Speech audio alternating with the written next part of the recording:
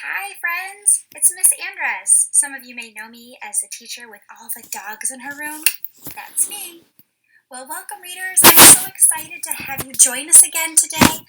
By the end of today's lesson, you'll be able to have another way to organize your thoughts as you read the nonfiction today. So, our topic today is how to gather facts in a nonfiction text in order to help our understanding of a given topic. Some things you might need for today? Well, it's really important that we make sure we get our minds ready for learning. So are you in a quiet place with just a few distractions? Great! Let's take a deep breath in slowly. And breathe out slowly. Breathe in. Breathe out. Nice. That gets our mind ready for learning. Also, let's make sure our eyes are watching and our ears are listening. You may want to take notes as I go ahead and go through some of the lesson today, and you might want to have a notebook or a piece of paper and a pencil. You might even want to have a yellow crayon or a highlighter to help highlight the important things that you're writing. All right. This is if you want to take notes along with me. You can always rewatch it and then take notes or press pause whenever you need to, okay? So, since Earth Day is this week, I was wondering, how can I help out our Earth? I came across this book and it made me wonder if there were any ideas that I could do that maybe it might inspire me to want to help out the Earth this week and going forward. So let's turn the page. Oh, here we go. So here we have Save Paper, Save Trees by Nancy Jolson. And we can see a table of contents, right? I'm wondering, so I can see that chapter 1 is all going to be about using paper. Chapter 2 is all about recycling paper. And chapter 3 is what can you do? I know I want to pay attention to chapter 3 especially because I'm really wondering, what can I do to help out our Earth to celebrate Earth Day this week? So, with that, let's look on the next page. Here I notice the title and the table of contents. Oh, sorry. This is the title and the table of contents were already there. Let's go ahead and look at this page here. So, when first looking at this page, what are some things that you notice? Share it with somebody near you, or you could just say it out loud to yourself. Yeah, okay. So some of you, let's look. Some of you might have noticed that the writing is darker at the top of the first page, yeah. And yeah, some of you may have noticed that there are photographs of real things on the page. Yeah. What else? And some of you might have noticed the blue writing underneath the photographs. That's right, yeah. So I've circled those things and put arrows by those things so that you'll know what they are and where they are. You'll see a lot of those things in the text as we read today. All right, so let's go ahead and let's read and learn about using paper because, let's see. So chapter 1, using paper. Many things we use every day are made of paper. Take a look around your classroom. You might see books on shelves and posters on the walls. There is also writing paper and notebooks. People use lots of things made of paper at work too. And let's read the caption down below where that blue arrow is. Your books at school are made of paper. Let's look at the next page here. What paper products do you use at home? Paper bags, napkins, and cereal boxes are all paper products. So are newspapers and magazines. Just think of all the paper you use every day. Let's read the blue caption underneath the photograph on this page. Boxes, bags, and calendars are some of the paper products you might use at home.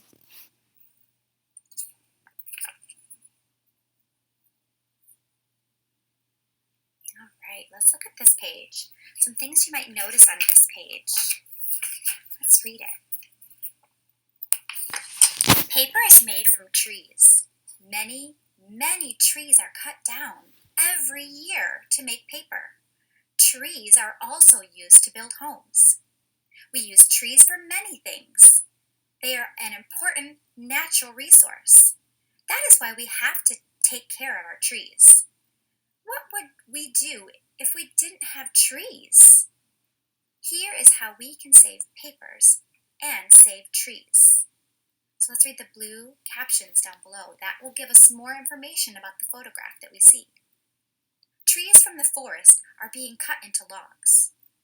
Some of these logs will be made into paper.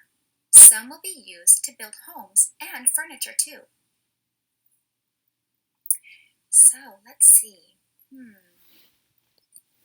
me go into the next page here. Oh, interesting. Well, so in a nonfiction book, facts come at you fast and furious like raindrops of a thunderstorm. We've had some storms lately, right? And they just come down so fast.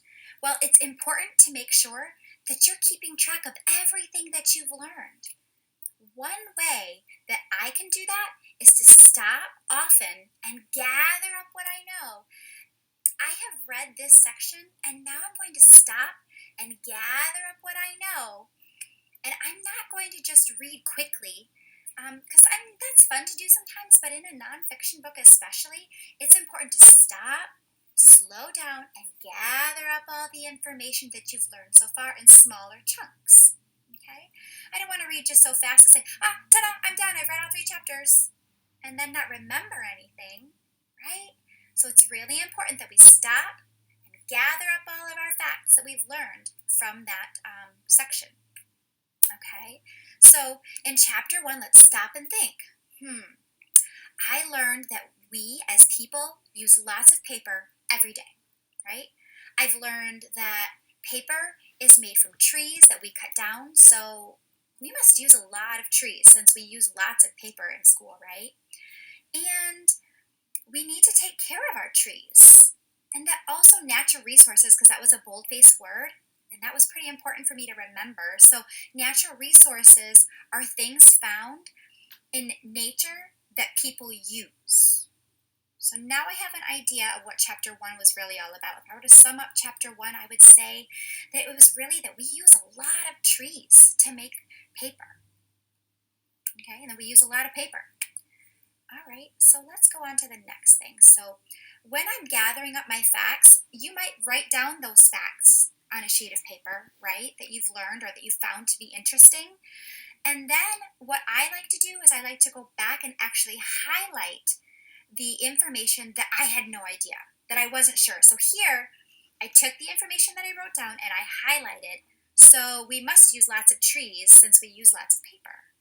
And I also highlighted natural resources are things found in nature that people use.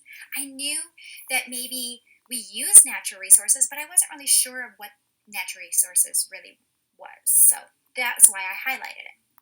If you don't have a highlighter, you can use a yellow crayon as well. Okay?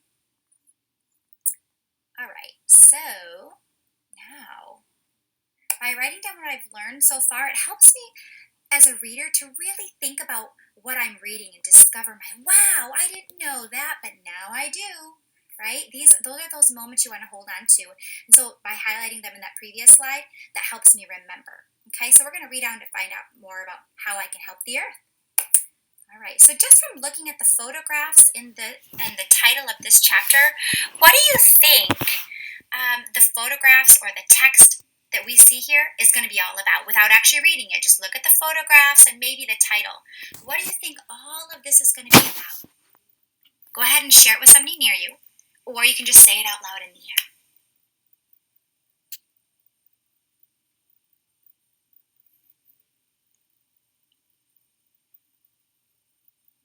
Yeah, I agree.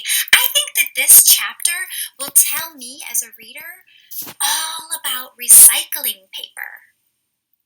Perhaps it'll tell me how recycled paper will help the earth and what recycling even means. Maybe I don't even know what recycling is, so I want to read on to find out.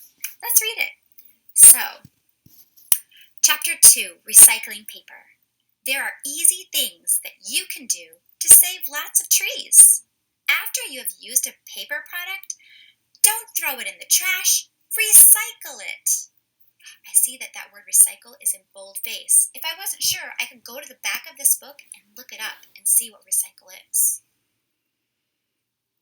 When you recycle, you use old things to make new things. In some places, people put their paper into recycling bins. They keep their paper separate from the other trash. Workers collect the bins and take them away for recycling. So there I see the photograph of the man putting things into the truck from the containers people put their recycles in. And in blue it says, this truck is picking up paper for recycling. Let's look at the next page here. Now I see kids helping out and putting, looks like newspapers. In other places, people take their paper to the recycling center. So it seems like nobody's picking it up, they're bringing it there. Okay. At the recycling center, the paper goes in big bins. Many kinds of paper can be recycled. People put newspapers, cardboard, mail, and magazines into the recycling bin. These people are sorting paper and other items at the recycling center. Oh, let's see. Wow. So let's look at the next page here. I noticed something different on this page. Do you? It reminds me of when we read the book Growing Strawberries. How are they similar? Share with someone near you, or simply just say it out loud to yourself.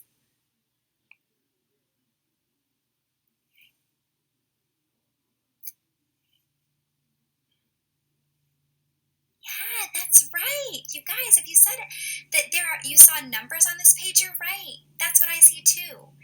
And just like growing strawberries, they had numbers telling me about the steps of how to grow strawberries. I think I'm going to make a text-to-text connection. I think that this might tell me steps of how to do something with paper. So we know that when we see numbers like this on a page, it might be giving us steps of how something is completed or done. So I circled them. You can see them in red circles. You can see the red circles there. And so let's read on and discover what they're telling us about here, okay? What happens to the paper that is recycled? A lot of recycled paper is made into new paper. These pictures at a paper mill show how it's done. So I know they're at a paper mill in these photographs, okay? So let's see, number 1. The old paper is chopped up into small pieces. Okay, I can see a big crane doing that. Number 2. Oh, look at that. The chopped paper is mixed with water and heated. It turns into thick mush called pulp. Number 3. The pulp is cleaned and the water is drained out. Big rollers flatten the pulp into the sheets. The new paper is, number 4, the new paper is made from thin sheets of pulp, and the new paper comes out in huge rolls. Wow, look at all that paper in those huge rolls. I didn't realize that it was like that. All right. My notes here. All right. So, it's important as readers to make sure we stop and think about what we're reading, right? We don't want to just rush through and read it. We want to stop and gather up our facts, okay? So,